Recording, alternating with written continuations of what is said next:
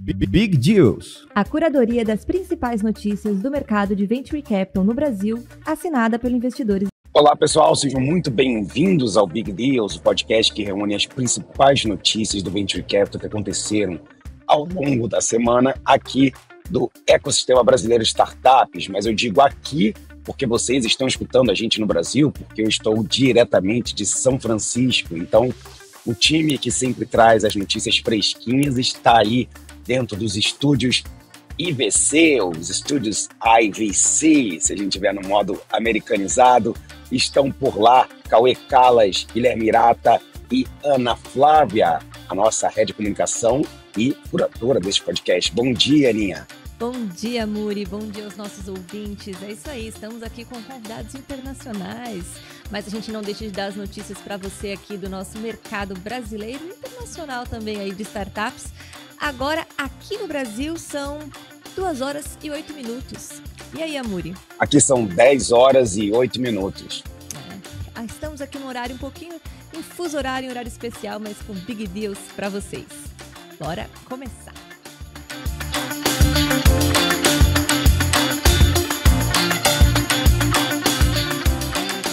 Abrir as notícias dessa semana, a gente começa com Fintech, matéria do Startup da jornalista Cecília Ferraz. Stone capta 295 milhões de reais para ampliar crédito e pequenos negócios na Amazônia Legal. A Fintech Stone garantiu um financiamento de 295 milhões de reais essa semana com o BID Invest, voltado à expansão do crédito para o micro, pequenas e médias empresas na região da Amazônia Legal. O investimento destina-se a mitigar as barreiras enfrentadas por empreendedores em áreas remotas. E eles também projetam aí um suporte específico para negócios liderados por mulheres. A empresa adota como modelo inovador de pagamento de crédito, onde um percentual automático das vendas é deduzido para atender aos fluxos de caixa dos empreendedores, facilitando assim a gestão financeira das PMEs. Aninha, essa parceria entre a Stone e a BID Invest é um golaço, na verdade, tá? Porque colocar todo esse dinheiro em crédito para pequenos empreendedores é achar uma dor que é histórica, né? O acesso a capital fora dos grandes centros.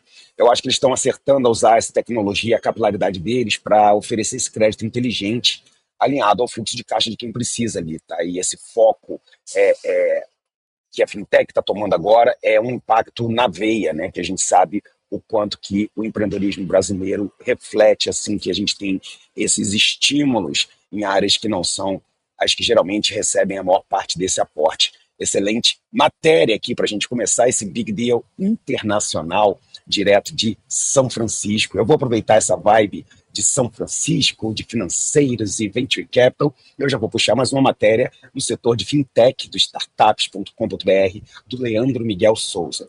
Nova fintech de Patrick Sigrist capta 35 milhões de reais para reinventar o crédito. A York, lançada por Patrick Sigrist, que também fundou o iFood e Nomad, todo mundo conhece as startups, iniciou uma rodada de investimento de 35 milhões de reais. Esse aporte teve a participação de fundos como Monax e Upload Ventures. Além disso, a Fintech começa as operações com um montante expressivo de 2,5 bilhões de reais sob gestão. O modelo da empresa é baseado em Credit as a Service, oferecendo infraestrutura e tecnologia avançada para gerenciar todo esse crédito.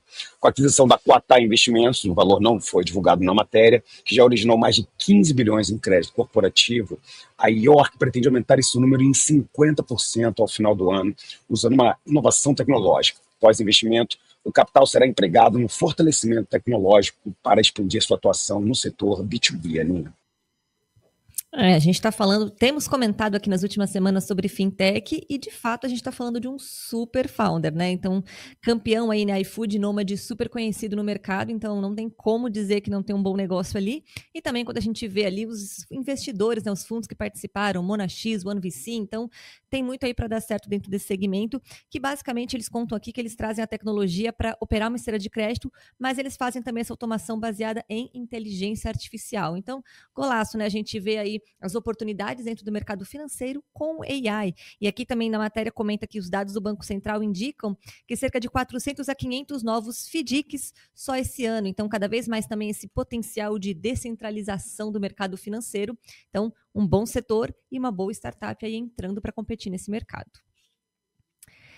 E a gente está falando e aproveitando aí a Muri né, em São Francisco, visitando no polo da tecnologia. Vamos falar sobre tecnologia aqui em transporte autônomo, matéria da Stephanie Tondo. Uber busca investidores para expandir robotáxis e competir com Musk.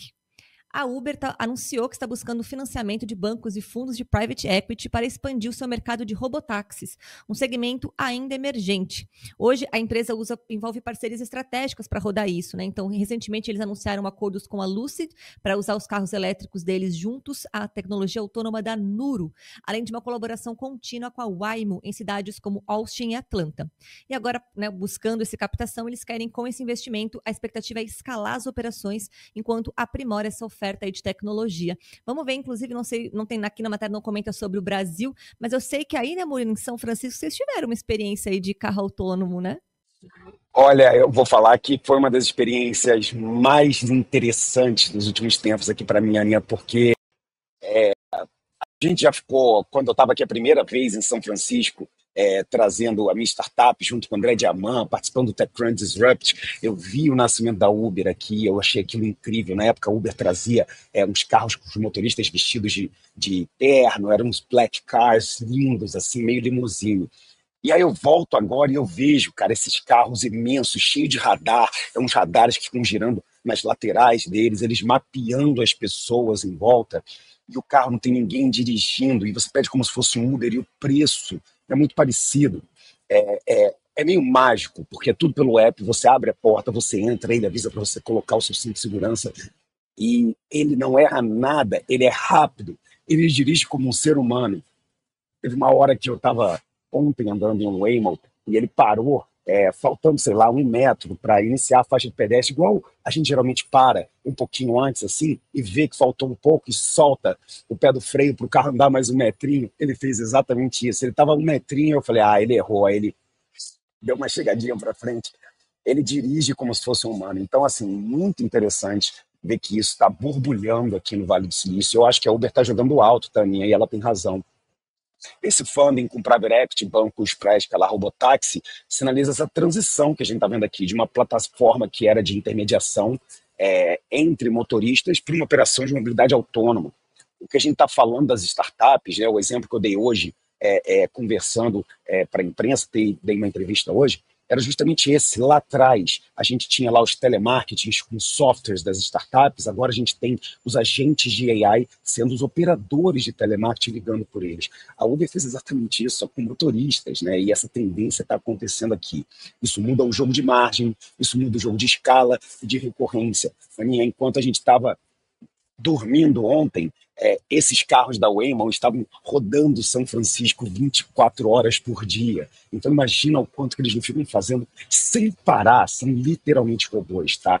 Eles estão com baita de um lucro no trimestre, né? No caso da Uber, um EBITDA forte, tem caixa e narrativa para captar, mas realmente o landscape de competição ali não está fácil, tá? O Musk está chegando com tudo, com seus futuros robotáxis da Tesla, a Waymo e a Nuro estão aqui dominando São Francisco, mas a gente sabe que a Uber também está mapeando isso há muito tempo. Então, para mim, é uma aposta lógica de quem é que vai dominar a mobilidade autônoma e vai redefinir a logística urbana global. A gente está exatamente vivendo esse momento aqui em São Francisco.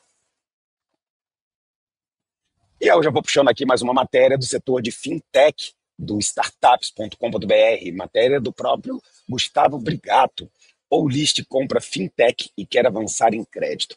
A Olist adquiriu a fintech Flip para entrar no mercado de oferta de crédito, estabelecendo um FDIC de R$ 90 milhões, focado na antecipação de recebíveis. A operação será paga em dinheiro e ações. Gustavo Trabalho e Rafael Leve agora são sócios da Olist, que planeja disponibilizar operações de crédito para 50 mil clientes nos próximos 60 dias.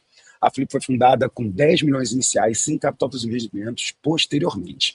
Com receita prevista para dobrar os 40 milhões obtidos no ano passado, 2024, a empresa já originou mais de 1 bilhão em operações de baixa inadimplência. Após a aquisição, a expectativa é que o segmento financeiro represente metade das receitas da Olist nos próximos 2 anos. Com forte expectativa no mercado SME, a plataforma acredita que pode oferecer condições melhores do que bancos tradicionais aos seus clientes PMEs. Depois de 4 anos aí sem fazer aquisições, né, a Olist vem aí com a compra, e essa compra vem para trazer essa maturidade do mercado. Eles comentam aqui na notícia, e para quem também não acompanha, né, a Olist entrou, né, para o panteão de unicórnios aqui nosso, né, ela recebeu um valuation de 1,5 bilhões de dólares lá em 2021, e ela diz aqui que não prevê fazer novas rodadas de captação, porque eles têm bastante dinheiro em caixa, segundo o fundador. Estamos numa fase muito bacana, com maior maturidade e melhor produto da história. Um ecossistema completíssimo, com um time robusto e muito azeitado. Agora é seguir avançando, e esse avanço vem aí com o M&A, olhando para eles entrando nessa oferta de crédito. Então, pelo que diz aqui, não teremos provavelmente o Olist em novas rodadas, mas teremos em novos M&As e novas tendências aqui para o mercado. Então, se você que acompanha o Big Deals, vai continuar acompanhando essas notícias aqui junto com a gente também. E a gente fala em fintech e continua nesse segmento, hein? Já dá para pedir música no Fantástico. Aqui estamos com fintech dominando essa semana. Matéria do Startups, do jornalista Leandro Miguel Souza. Conta Azul é comprada por gigante norueguesa por 300 milhões de dólares. A aquisição da fintech catarinense Conta Azul pela Visma marca a entrada estratégica da gigante norueguesa aqui no mercado brasileiro. O valor do negócio foi de aproximadamente 300 milhões de dólares, com o Bank of America atuando aí como assessor financeiro. O movimento reflete o interesse crescente das empresas estrangeiras em mercados emergentes e promissores, como o do Brasil. O modelo de negócios da Conta Azul é focado em sistemas de ERP na nuvem para pequenas e médias empresas. E agora, né, com os recursos adquiridos, vão ser utilizados para solidificar a presença no cenário nacional, explorar novas oportunidades funcionais no segmento financeiro e ampliar ainda mais esse alcance entre as PMEs brasileiras. Essa aquisição da Conta Azul pela Visma de 300 milhões de dólares, gente, é um baita reconhecimento de todo o valor que o ecossistema brasileiro pode acabar gerando, tá? A Conta Azul, todo mundo conhece, ela foi pioneira nesse RP na nuvem para PMEs no Brasil. E esse deal mostra que construir com consistência, foco em produto, canal sólido, dá retorno. Esse nicho que eles escolheram, trabalho com os contadores. Eu sou fã de carteirinha do Roveda, então eu estou aqui dando os meus parabéns para esse meu amigo que conseguiu um baita do exit. A saída dos fundos também, como Monax, Tiger, BTG, crava, Aninha, para a gente esse ciclo completo, com múltiplo muito alinhado ao mercado global, ou seja, funciona, né? O Brasil tem uma tese de vender essas startups. Para a Visma, é uma entrega cirúrgica num país que a gente sabe tem milhões de PMEs mal atendidas, ainda por cima, com essa autorização do Banco Central para ser uma instituição de pagamentos. Agora eles podem voar. Esse momento só força e consolida o que a gente fala do Brasil como prioridade num pipeline latino-americano e global de M&As. O apetite estrangeiro tá bom, as coisas estão voltando e os ativos tech no país estão de volta. E eu sigo aqui de matéria de Health Tech, da startups.com.br, jornalista Stephanie Tondo. Cortex Ventures e IQJ Capital são escolhidos para gerir FIP Saúde. O consórcio formado pela Cortex Venture e IQJ Capital foi nomeado para gerir o fundo de investimento FIP Saúde, financiado pelo BNDES, FINEP e Instituto Butantan. O fundo tem um capital mínimo de 200 milhões para investir em 20 health techs inovadoras. Os principais investidores incluem grupos como Fleury, Sabin e Bradesco Seguros. A Cortex é especializada em CVC no setor de saúde, com investimentos em empresas como Cavell e Biologics. Já a IQJ foca em startups early stage, com soluções para saúde mental e longevidade. Os aportes visam estabelecer e fortalecer o complexo econômico e industrial de saúde no Brasil, sendo especialmente destinado à inovação radical, que pode elevar o padrão científico nacional. E após a seleção dos gestores do fundo, segue-se as etapas de avaliação contratual antes de ter as aprovações finais dos investidores âncoras desse novo fundo. Gente, boa notícia aí para o mercado. Acho que a gente vê um fundo focado em Health Tech. Para quem acompanhou o Big Deals da semana passada, a gente trouxe bastante Health Techs ali, e um dos pontos que a gente comentou foi justamente esse desafio, às vezes, né, de você conseguir, quando são startups na área de saúde ali, de testes, né, às vezes são 3, 4 anos de estudo ali, de aprovação para uma nova tecnologia conseguir ser implementada, né? A gente comentou muito sobre equipamentos ali de monitoramento de sono, de qualidade ali, de insônia, por exemplo, que exige uma parte burocrática ali que não é fácil das startups colocarem. E aí, quando a gente vê fundos ali, a gente colocou aqui, né, Butantan, Fleury, Sabin, então a gente está falando de grandes grupos dentro desse segmento, olhando para isso, ou aportando nessas startups e ajudando nesse movimento.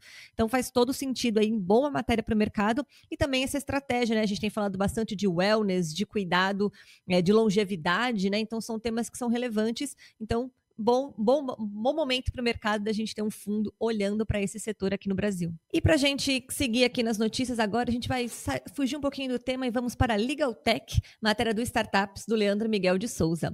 Legal capta 1,7 milhão de reais para emplacar cuidado jurídico como benefício.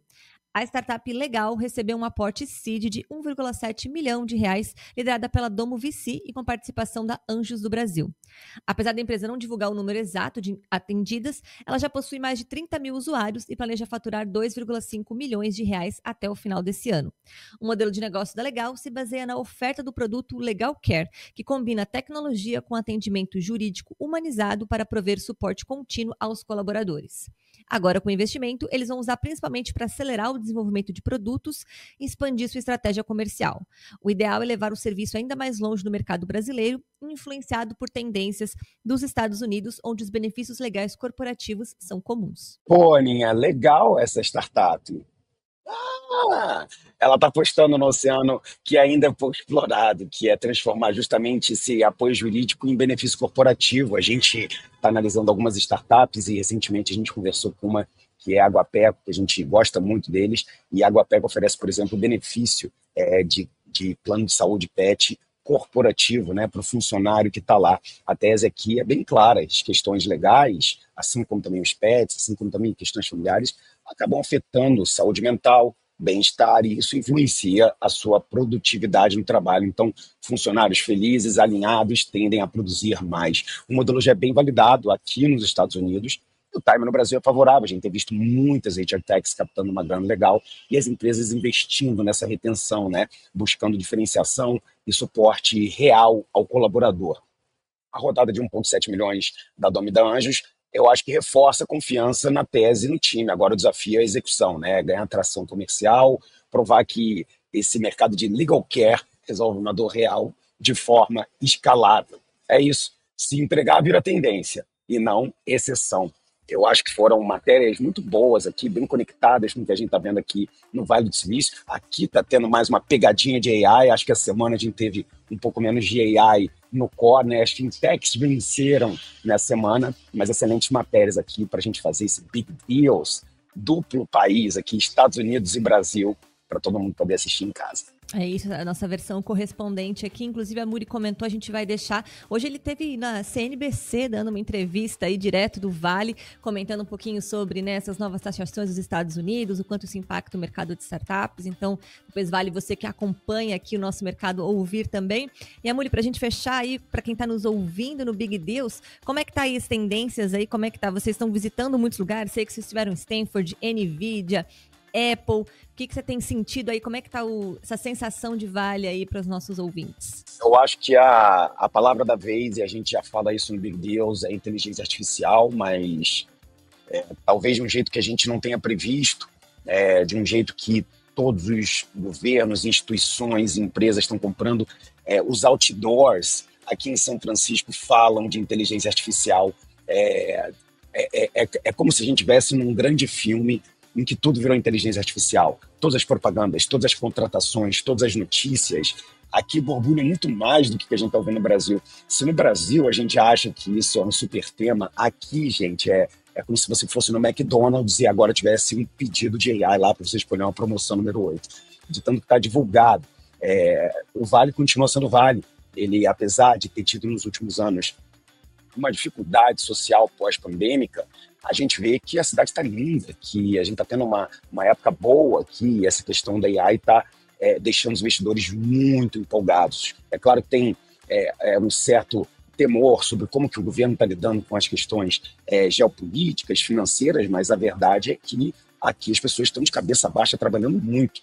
Eu sinto empreendedores trazendo o espírito do Vale de novo para cá, e a cidade está vivendo essa nova onda, que provavelmente vai continuar sendo o que vai puxar o Venture Capital nos próximos 5, 10 anos. Então, assim, está sendo incrível. Os investidores estão saindo de cada um desses encontros, assim, de boca aberta. A visita na NVIDIA, a maior empresa do mundo, 4 trilhões. A gente entrou na NVIDIA, visitamos os 2 prédios, tivemos um happy hour dentro do restaurante bar da NVIDIA, assim, e ouvir eles falando sobre essa história de 10 anos para cá, o que aconteceu, está sendo transformador. até para mim que já tenho algumas visitas aqui no Passaporte, no Vale do Silício. Toda vez é incrível e é mágico.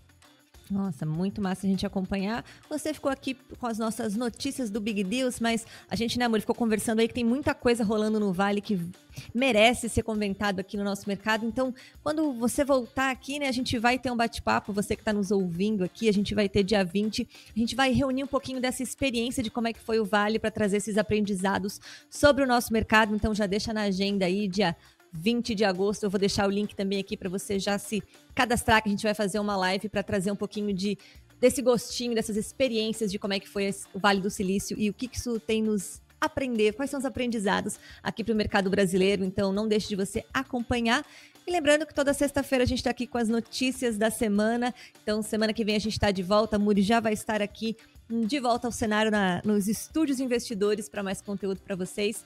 E não deixe de seguir e compartilhar @investidoresvc, @Muripinho. Lá a gente está mostrando nos stories em tempo real como é que está ali a missão do Vale do Silício. Então, se você quer acompanhar um pouquinho dessas experiências, não deixe de seguir por lá, que tem todo dia muito conteúdo, né, Muri? É isso aí, pessoal. Não segue a gente lá, não deixe de dar o seu like, curtida, compartilhar esse conteúdo e aproveitar que a gente está aqui cobrindo tudo do Vale. A gente se encontra na próxima semana e ao longo dessa com muito conteúdo de vocês. Até mais.